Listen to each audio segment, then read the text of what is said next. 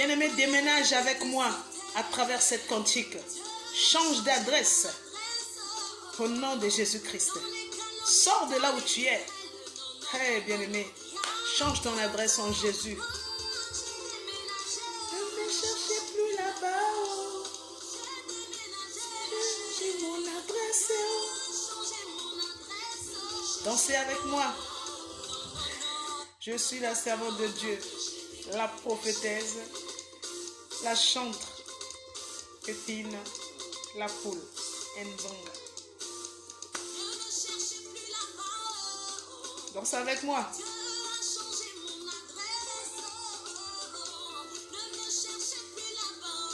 Tu danses où, mon frère et ma soeur?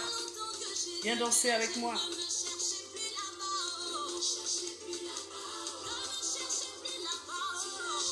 Mon adresse, ne me cherchez plus là-bas.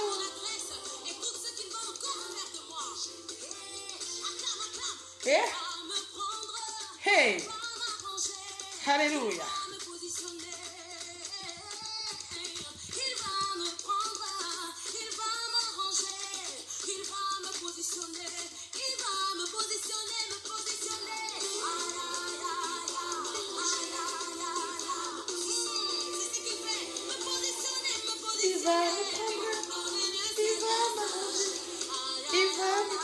Il va te positionner. Jésus-Christ est capable de te positionner. Ce n'est pas encore fini. Il n'a pas encore fini avec toi. Reste connecté et danse avec moi. Soyez bénis.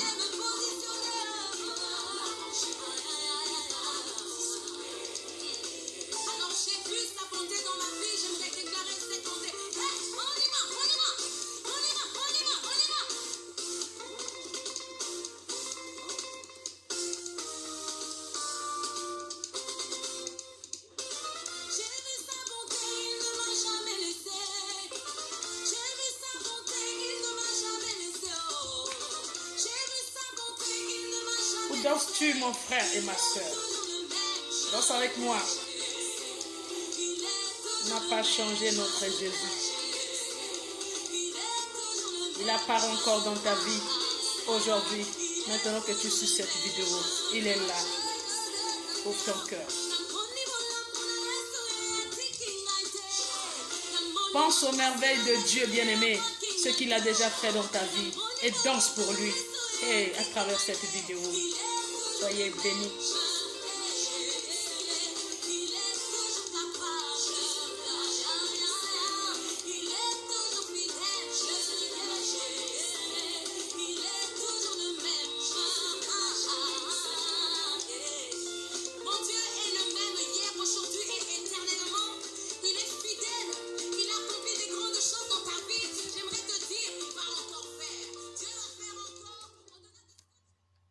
Dieu va faire encore. Dieu veut faire encore. Mais est-ce que tu es prêt pour recevoir ce que Jésus-Christ a préparé, a prévu pour toi?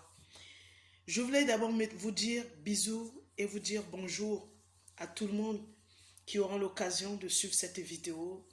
C'est la servante de Dieu, l'esclave de Jésus-Christ, la chantre de l'Éternel des armées, la prophétesse Pépine Nina. Je me présente comme ça. Donc, si tu ne connais pas encore ton identité en Jésus-Christ, il est temps que tu cherches à connaître ton identité en Jésus. Ton père et ta mère t'ont donné une identité, mais Jésus-Christ, en Jésus aussi, nous avons une identité que nous devons chercher à savoir. Donc, je suis la prophétesse, la chantre, esclave de Jésus-Christ. Bien-aimés dans le Seigneur, je vous remercie déjà pour l'attention, pour le temps que vous allez consacrer pour écouter cette vidéo, pour suivre cette vidéo-là. Vous êtes dans les 4 coins du monde. Je vous bénis que l'onction du feu du Saint-Esprit vous localise et que s'il y avait un petit truc qui est en train de vous tourmenter, que cette chose-là maintenant même s'écarte de votre corps, de vos pensées, de votre cœur, au nom de Jésus-Christ. Soyez libres pendant tout ce temps et libérez vos à jamais de cette chose par le nom puissant de Jésus. Que l'onction du Saint-Esprit vous localise pour que vous suivez cette vidéo dans la paix et que vous puissiez apprendre, que vous sortez de cette vidéo avec quelque chose. Je vous bénis et le Saint-Esprit, tellement trop gentil, m'a édifié. Donc vous allez noter à lire Proverbe 16. Vous allez lire dans le Proverbe 16. Vous allez lire et méditer dans le Proverbe 16, je répète. Et dans Genèse 17, verset 22. Genèse 17, verset 22. Et dans Genèse 18, verset 33. Genèse 17, verset 22. Tout le verset 22. Et Genèse 18, le verset 33. Et Proverbe 16. Bien-aimés dans le Seigneur, cet après-midi, je voulais, ce soir, parce que nous sommes déjà exactement 17 heures passées, je voulais vous rappeler que Jésus-Christ n'a pas encore dit le dernier mot dans votre vie. Jésus-Christ n'a pas encore dit le dernier mot dans notre vie. Ne prends pas en compte ce que le médecin t'ont dit. Ne prends pas à cœur ce que la médecine t'a dit. Je ne dis pas que la médecine n'est pas importante, car c'est Dieu qui travaille même. Parce que tous les médicaments que les médecins vous prescrivent, ce sont les plantes et les feuilles, et les écorces et les racines que Dieu a créées. Donc, l'homme par l'intelligence, Dieu a donné l'intelligence à l'homme de faire aussi les médicaments pharmaceutiques avec ces feuilles et ces plantes que les gens négligent aujourd'hui. Voilà pourquoi moi, Pépine, je négligerai jamais les plantes, les écorces. Parce que la Bible lui-même dit que tout ce qu'il a créé sur cette terre nous appartient. Voilà pourquoi je vous dis que je ne dis pas que la médecine, c'est pas bon. La médecine est là pour nous. Tout ça, Dieu a prévu pour nous aider. Mais tu ne dois pas rester enfermé par rapport au diagnostic que les médecins donnent. Parce que c'est Jésus-Christ qui a le dernier mot.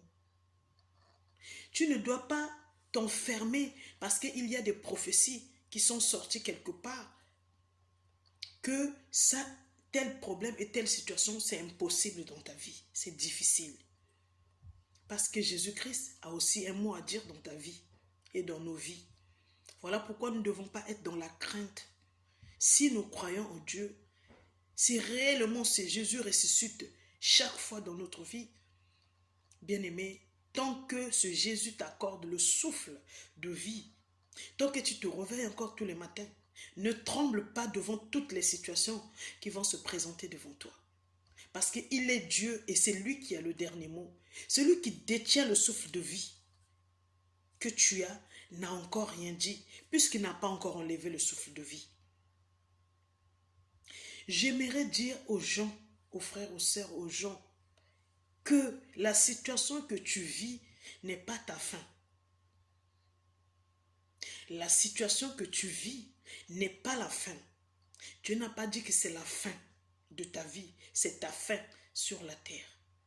Peu importe les diagnostics, peu importe les situations, des papiers, difficultés pour trouver de l'amour, le travail, la santé.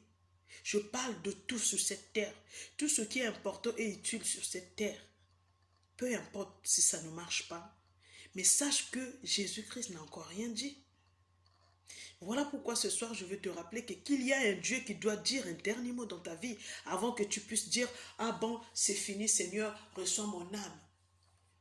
Ce n'est pas parce qu'un homme qui mange salé, c'est-à-dire un homme qui pour manger on doit mettre le sel dans sa nourriture, a dit quelque chose que tu dois dire « Voilà, c'est déjà fini, c'est ma fin ». Non, bien-aimé, ce n'est pas encore la fin. Et je voulais te rappeler, sans être trop long, que dans ta situation, si tu t'accroches à Dieu, si tu suis les directives du Saint-Esprit données par ses serviteurs, par un serviteur, une prophétesse, un pasteur, peu importe qui te suit spirituellement, si tu suis les directives que le Saint-Esprit donne, bien-aimé, tu vas sortir de cette situation. J'aimerais vous apprendre quelque chose que j'ai appris. Qu'il y a des gens qui sont déjà guéris sans le savoir de leur situation. Hey, est-ce que je parle à une personne vivante maintenant? La situation que tu vis ici, c'est dans le cadre de la maladie. Je veux te dire et t'apprendre ce que j'ai appris, que il y a des gens que Dieu a déjà guéris de leur infirmité, mais que les médecins ne voient pas. Ta situation que tu subis, finance, mariage ou quoi, a été déjà réglée, mais tu ne vis pas encore ça et les gens ne voient pas encore que tu es déjà marié. Les gens ne voient pas encore que tu es déjà passé à la mairie. Mais Jésus-Christ a déjà réglé cette situation. Nous vivons des délivrances, nous vivons des guérisons spirituelles. Parce qu'avant d'être guéri charnellement, physiquement, tu dois d'abord être guéri de ton problème spirituellement. Je voulais te dire que dans ta situation, cherche à savoir, est-ce que tu n'es déjà pas guéri? Au lieu de continuer à demander la même chose, au lieu de continuer à pleurer pour la même chose, alors que c'est déjà réglé et bien aimé. La seule façon de vivre cela, c'est la croyance. Si le médecin a dit des choses, s'il y a des diagnostics, les appareils ont montré, comment on appelle ça, pour voir la tête, partout, tous les examens que vous connaissez qu'on fait là, que les médecins disent que ça y est toujours là. Mais si toi dans ta foi, tu sais qu'il y a un Dieu qui t'a déjà guéri, cette chose est déjà guérie. Voilà la seule façon, le seul moyen de savoir que tu es déjà guéri spirituellement. Même si le médecin ne voit pas quand il fait ses radios, ses contrôles, ce n'est plus ton problème. Toi, dans ta foi, tu confesses, je suis déjà guéri. Et la chose va s'accomplir. Il y a des gens qu'on voit ici qui ont 7 traitements. Mais quand vous les voyez dans la voiture, quand vous les voyez au boulot, vous n'allez pas savoir que cette personne prend au moins 10 cachets par jour. Parce que les diagnostics physiques, on dit qu'il est encore malade ou elle est encore malade. Mais ces personnes-là sont déjà guéries parce que son état physique ne montre pas qu'elle prend 10 comprimés, bien aimé. Cela veut dire que tu es déjà guéri spirituellement. Et donc tu es guéri aussi physiquement. Même si tu continues à prendre ces traitements, confesse de ta bouche, dans ton cœur, que tu es guéri. Ces médicaments-là, tu prends juste pour question de... Comment on appelle ça en français? Juste pour... comment on appelle ça? Je ne sais pas, j'oublie le terme. Vous comprenez? C'est juste les formalités, voilà. Mais spirituellement, Dieu a déjà réglé ton souci de mariage. Dieu t'a déjà donné l'homme que tu veux. Dieu a déjà tout fait. Donc, tourne la page et passe à un autre sujet. Ne reste pas toujours dans le même sujet parce que Dieu a déjà fait. C'est avec ta foi. Car la Bible dit que quiconque croit, voit. Et la foi est une assurance des choses qu'on ne voit pas, mais que l'on croit. Donc, si tu as la foi que Dieu a déjà réglé ton problème, si c'était parce que tu ne travailles pas, même si tu n'as pas encore eu le travail, change de page, tourne la page, passe à un autre sujet de la vie, bien-aimé. Ne traîne pas parce que ça a été déjà réglé. Voilà ce que j'avais à vous dire ce soir. Que ton problème a été déjà réglé. Que la